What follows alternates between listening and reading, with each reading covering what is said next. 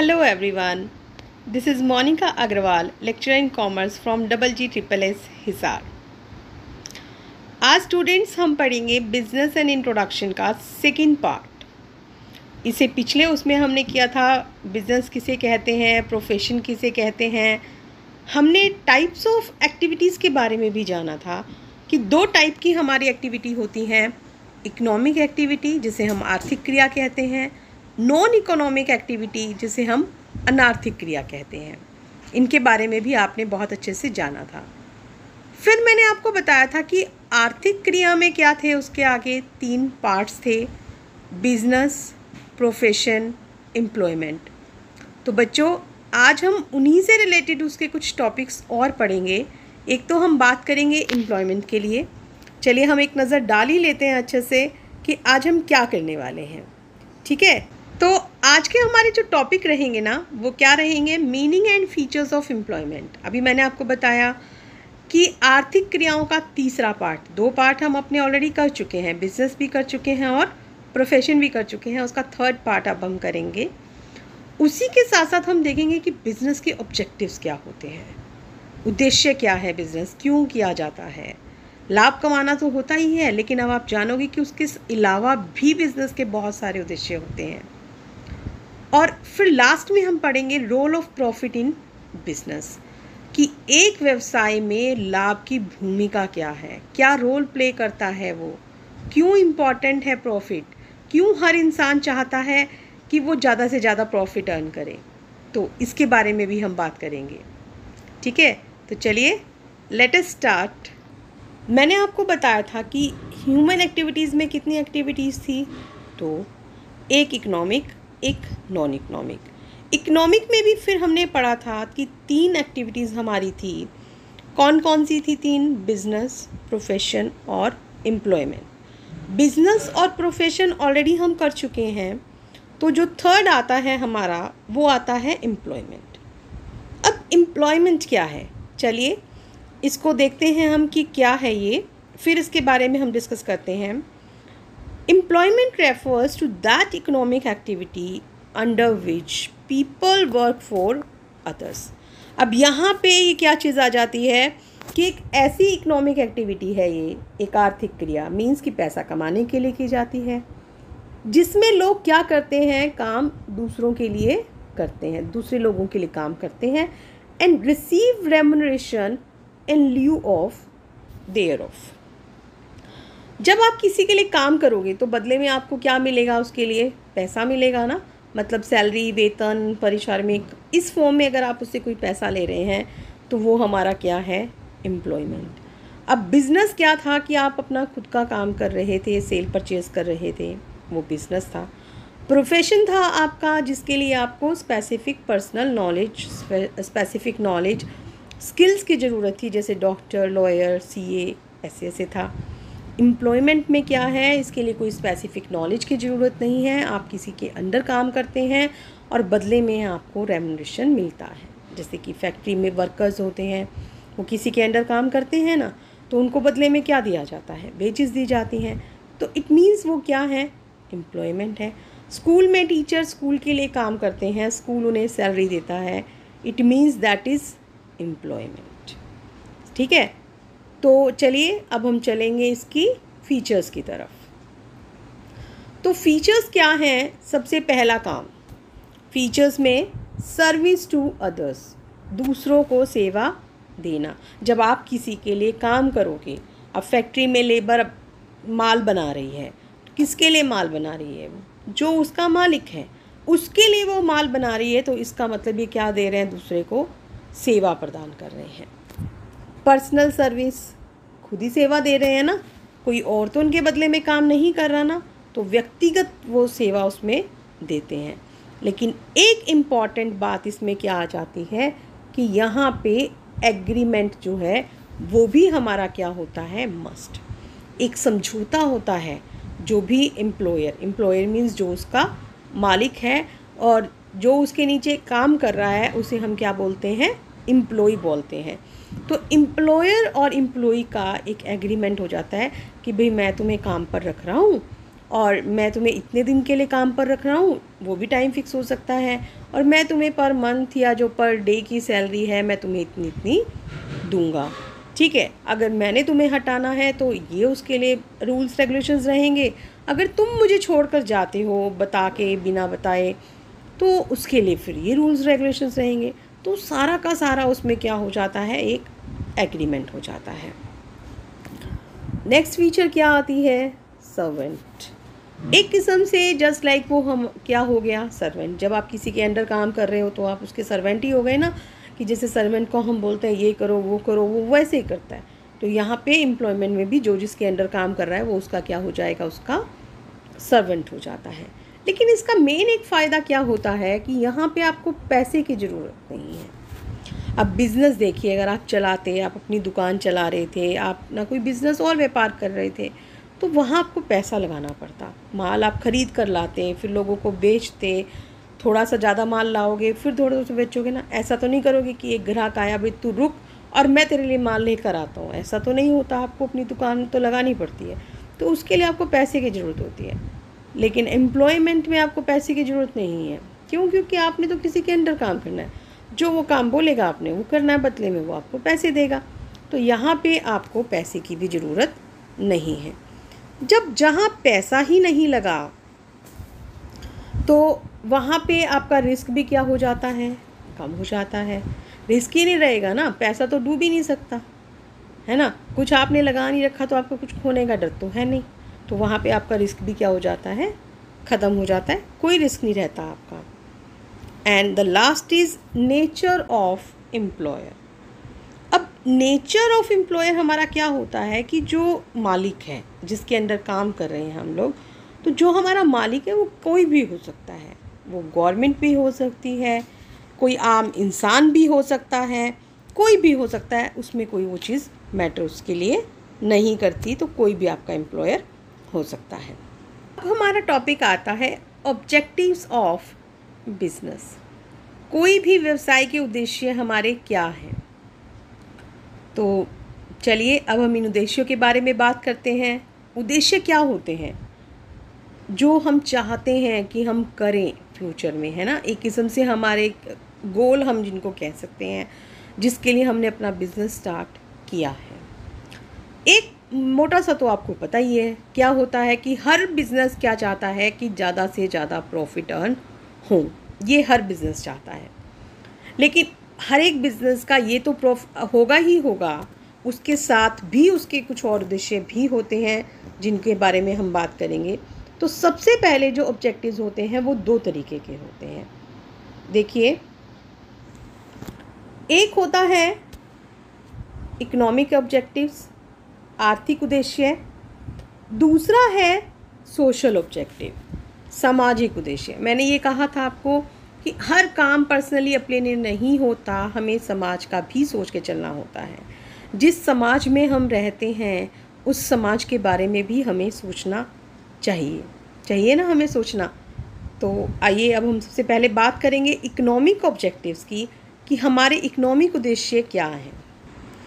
Economic उद्देश्यों में सबसे पहले आता है प्रॉफिट मेकिंग। ये तो बड़ा कॉमन सा है, जैसा मैंने अभी आपको बताया था। क्या हर एक उद्देश्य चाहता है लाभ कमाया जाए। अब लाभ कमाने से क्या होगा, देखो जब लाभ कमाया जाएगा तो बिज़नेस भी तो बढ़ेगा ना। बिज़नेस चलेगा कैसे, आपने बिज़नेस में पैसा लगाया, आपको लाभ ही नहीं मिलेंगे तो आप क्या लंबे टाइम तक बिज़नेस को रख सकते हो? नहीं रख सकते, आप बिज़नेस चला ही नहीं पाओगे। कोई भी इंसान कितना नुकसान सहन करेगा, नहीं कर सकता।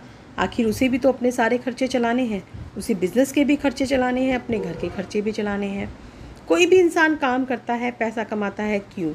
क्योंकि हम उनसे अपना घर खर्च चलाना चाहते हैं, हम अपना जीना चाहते हैं, हमें जीने के लिए बहुत सारी चीज़ें चाहिए, वो करना चाहते हैं। तो यहाँ पे भी जो एक बिज़नेस होता है उसका एक मेन तो होता ही है कि वो प्रॉफिट अर्न करे। अब जब वो पता है प्रॉफिट अर्न करता है ना, तो उसमें बात आ जाती है कि क्या वो एक होता है कि बहुत ज़्यादा से ज़्यादा प्रॉफिट अर्न करे, कि जितना ज़्यादा प्रॉफिट हो भाई उतना ही बिज़नेस अच्छा है। एक होता है सफिशिएंट, मतलब यहाँ पे दो वर्ड आ गए। एक तो क्या हो गया, मैक्सिमम। दूसरा हमारे पास क्या वर्ड आ गया, सफिशिएंट। सफिशिएंट में हमारे पास क्या चीज़ आ जाती है? मैक्सिमम तो जब इंसान के अंदर ये चाह हो जाती है ना कि मुझे तो जितना पैसा मिले वो थोड़ा है, मैं तो बहुत ज़्यादा कमाऊँगा, तो फिर उससे क्या होता है कि वो गलत काम करने लग जाता है। वो माल की जमाखोरी स्टार्ट कर देगा, बेकार माल देना शुरू कर देगा, सोचेगा मैं सस्ते से सस्ता माल लाऊं और महंगे से महंगा बेचूं, क्वालिटी चाहे कुछ भी हो, तो वो नुकसानदायक चीज़ है। अब सफिशिएंट प्रॉफिट में क्या है कि भाई ठीक है, मेरा भी काम अच्छे से चल जाए और जो सामने जो कस्टमर है उसको भी नुकसान नहीं होना चाहिए, है ना। तो उसको भी नुकसान ना हो, तो वहाँ पे फिर वो माल भी अच्छा देगा, रेट भी रिजनेबल लेगा और काम भी उससे क्या होगा, ज़्यादा चलेगा। ठीक है, तो यहाँ पे हमें कौन से उसको अपनाना चाहिए, सफिशिएंट को, ना कि मैक्सिमम को। चलिए नेक्स्ट आता है, फिर पहला था प्रॉफिट मेकिंग, दूसरा आ गया क्रिएशन ऑफ कस्टमर्स, ग्राहकों का सृजन, ज़्यादा से ज़्यादा ग्राहक बनाना। लोग आपके पास क्यों आएंगे, कब आएंगे? जब आप उनको उनके अकॉर्डिंग अच्छा माल दोगे। आपका बिज़नेस कब चलेगा? जब ज़्यादा से ज़्यादा आपके पास ग्राहक आएंगे, है ना। जितने ज़्यादा ग्राहक होंगे, जितना ज़्यादा माल बेचोगे, उतना ही ज़्यादा आपको फ़ायदा होगा। तो आपको जो एक बिज़नेस है, बिज़नेस का फिर उद्देश्य क्या बन जाता है कि उसे अपने कस्टमर बढ़ाने हैं। और कस्टमर बढ़ाने के लिए अक्सर लोग क्या करते हैं, मार्केट में आपने देखा होगा, जब आप जाते हो, कहते हैं सेल सेल सेल, है ना, 50% पे सेल, एक के साथ एक फ्री, कहते हैं ना ऐसे कि बाय 2 गेट 3, कि 2 खरीदोगे लेकिन मिलेंगे आपको कितने, 3 मिलेंगे। वो किस लिए है? वो सारा इसलिए कि आज हम उनको सेल में माल देंगे तो कल को उनको आदत पड़ जाएगी और वो फिर हमारी दुकान पे ही आएंगे। पैसा तो उन्होंने कस्टमर से ही कमाना है ना। तो फिर वो उससे क्या है कि जब हम एक ही जगह पे बार बार जाते हैं तो हम सोचते हैं कि ठीक है, इस पे हमें अच्छा माल मिल रहा है तो हम इसी दुकान पे जाते हैं, हम किसी और पे नहीं जाएंगे। ठीक है, तो वो उनका मेन उद्देश्य फिर यहाँ पे क्या हो जाता है, क्रिएशन ऑफ कस्टमर। उसके लिए वो तरह तरह की तकनीकें अपनाते हैं। और फिर तीसरा कौन सा आ जाता है इसमें, इनोवेशन। इनोवेशन अब क्या चीज़ होती है, नवाचार, कुछ नया लाना। आप देखते हैं ट्रेंड इतना चेंज होता है, डे बाय डे नई नई चीज़ें आती हैं। अब पहले जो चलते थे, पहले लोग क्या बनाते थे, चूल्हों पे काम करते थे ना। लेकिन फिर उसके बाद क्या आ गया, स्टोव आ गया। स्टोव के बाद क्या आ गया, गैस बर्नर आ गया। गैस बर्नर में भी अब क्या होने लगा, 2 के आए, 3 के आए, 4 के आए, 5 तक के आने लगे, है ना। लोगों को फिर उससे ज़्यादा वो बढ़ गया, तो अब क्या हो गया, इलेक्ट्रिक का चल पड़ा, इलेक्ट्रिक चूल्हे आने लगे हैं। तो अब आप मान लीजिए कि आपका बिज़नेस है और आप बिज़नेस में क्या कर रहे हैं कि पुरानी ही टेक्निक अपना के बैठे हो। आप अपने पास स्टोव रख रखा है आपने, गैस आपके पास 2 बर्नर्स की है, तो क्या कोई आपसे ख़रीदेगा? क्या नहीं ख़रीदेगा वो आपसे। क्यों भाई, जब आजकल उसका ज़माना ही नहीं है। आप कस्टमर को कुछ नया दोगे तो कस्टमर आपके पास आएगा। और देखा जाए ना तो ये जो तीनों ही हैं, ये एक किस्म से एक दूसरे से जुड़े हुए हैं।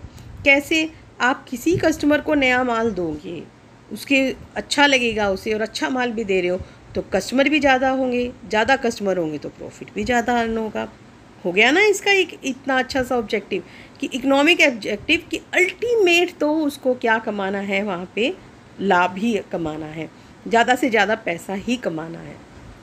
ठीक है, तो ये तो हुई हमारी इकोनॉमिक ऑब्जेक्टिव की बात। चलिए अब हम चलते हैं अपने सोशल ऑब्जेक्टिव्स की तरफ। अब सोशल ऑब्जेक्टिव्स हमारे क्या हैं, मैंने अभी आपको बताया कि सोशल ऑब्जेक्टिव में हमें देखना पड़ता है कि हमारी एक रिस्पॉन्सिबिलिटी सिर्फ अपने लिए नहीं है, समाज के प्रति भी कुछ जिम्मेवारियां हैं। और ये हमारी नहीं, हर इंसान की है कि उसे समाज के बारे में भी सोचना चाहिए। समाज हम लोगों से, हमारे आसपास के लोगों से ही तो बनता है।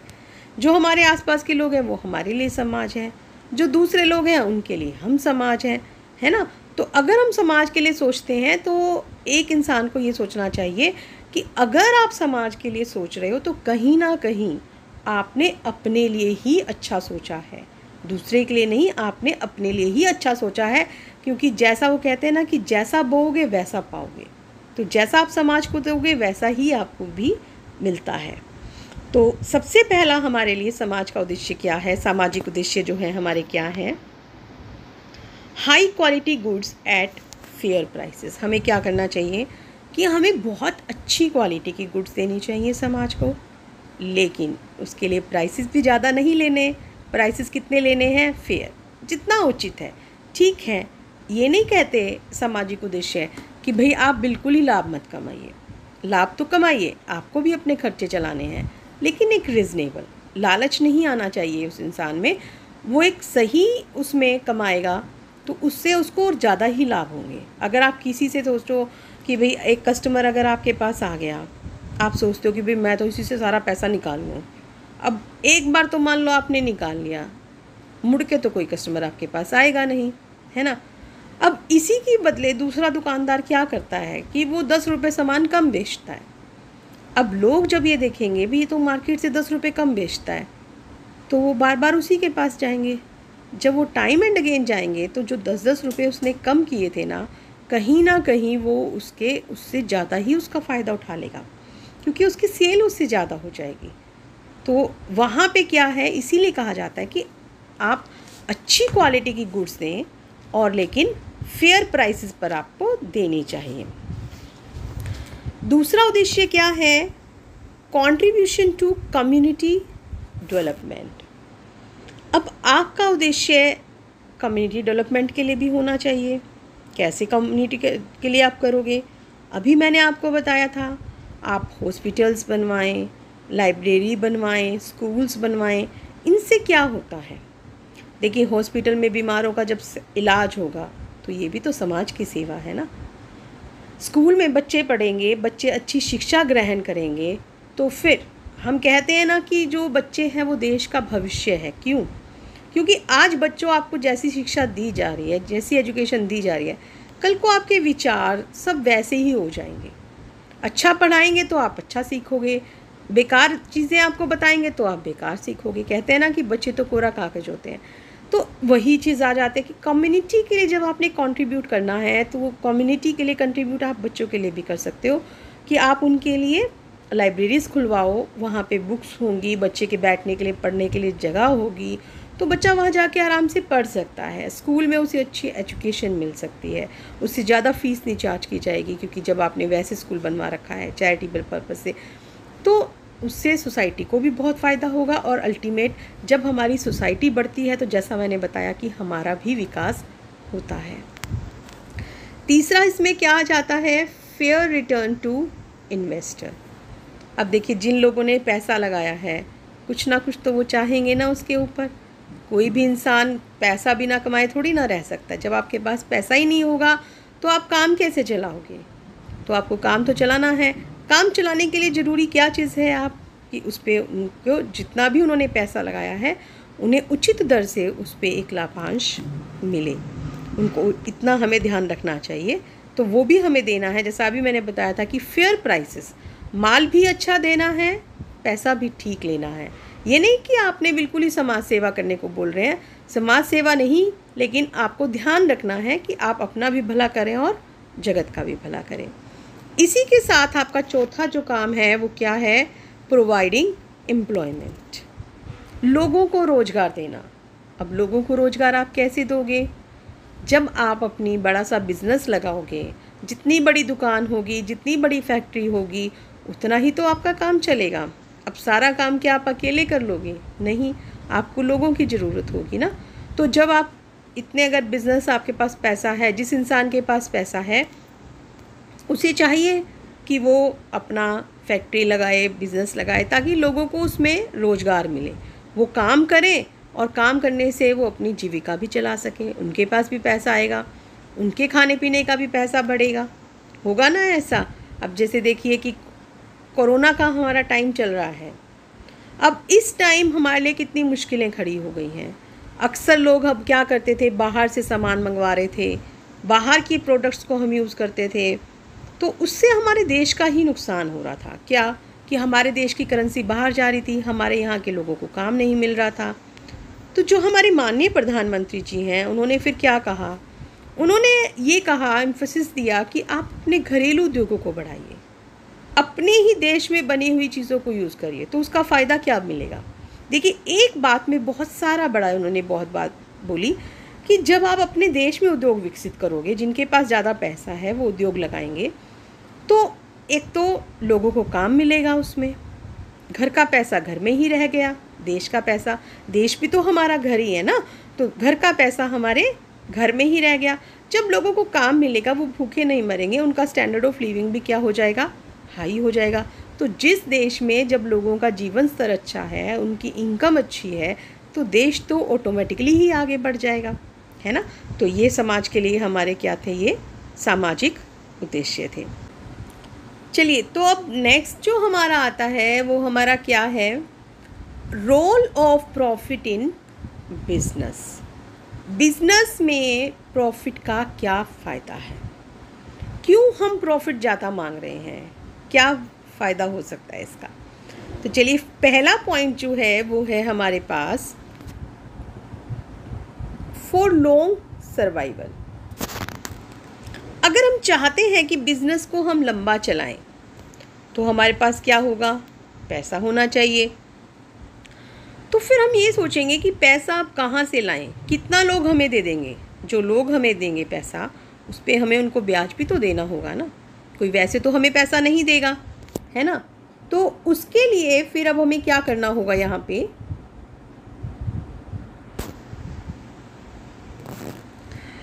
तो उसके लिए फिर हमें यहाँ पे क्या करना होगा कि अगर हम प्रॉफिट्स ही अपने ले लेते हैं, अगर हमारे पास ज़्यादा प्रॉफिट्स होंगे, तो हम क्या कर सकते हैं? उन्हीं से अपना बिज़नेस रन करते रहेंगे। कोई पैसे की इमरजेंसी है, हमें अचानक ज़रूरत पड़ गई, तो हमें बाहर से लेने की ज़रूरत नहीं है, हमारा खुद का पैसा हो गया। दूसरा क्या फ़ायदा हुआ? अगर बाई चांस किसी टाइम हमें नुकसान हो भी गया, तो हमारे पास अब अपना पैसा है ना प्रॉफिट का, तो हम उससे अपना काम चला सकते हैं। लोगों का पैसा नहीं डूबेगा, लोगों का पैसा नहीं डूबेगा तो आपका बिज़नेस भी बंद नहीं होगा, है ना। तो इस तरीके से प्रॉफिट से क्या हो गया? जो बिज़नेस हमारा है वो बहुत लंबे टाइम तक चल सकता है। दूसरी चीज़ क्या आ जाती है? For rapid growth. अब इससे विकास कैसे होगा?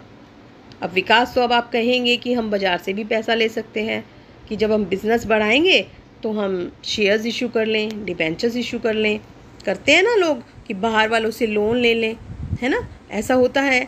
लेकिन देखिए, जब अगर मान लो कोई नया बिज़नेस है या आप ऑलरेडी मार्केट से बहुत सारा पैसा उठा चुके हो, तो क्या आपको लोग पैसा देंगे? नहीं देंगे ना। तो उसके बजाय, अच्छा फिर आप मान लीजिए कि अब तक तो आपका अच्छा चल रहा था, हो सकता है कि आगे आपका इतना अच्छा बिज़नेस ना चले, आपको नुकसान हो, तो फिर उसके लिए आप क्या करोगे? उसके लिए आप ये सोचोगे कि भाई हमारे पास जो प्रॉफिट है, अगर हम उन्हीं को लगा लेंगे, हमें किसी को ब्याज नहीं देना, कल को पैसा बाई चांस नुकसान हो भी गया तो हमें किसी को लौटाना नहीं है, कोई हमसे आके मांगेगा नहीं, है ना। तो ये हमारा क्या हो जाएगा? तो इससे हमारा, अच्छा जब एक बार बिज़नेस बढ़ जाएगा तो उससे क्या होगा कि और हमारे जो प्रॉफिट्स हैं वो भी बहुत आगे से आगे बढ़ते चले जाते हैं, तो बिज़नेस की जो ग्रोथ है वो और डबल हो जाएगी। फिर नेक्स्ट हमारा आता है फॉर इंक्रीजिंग एफिशिएंसी। अब एफिशिएंसी कैसे इंक्रीज़ होगी?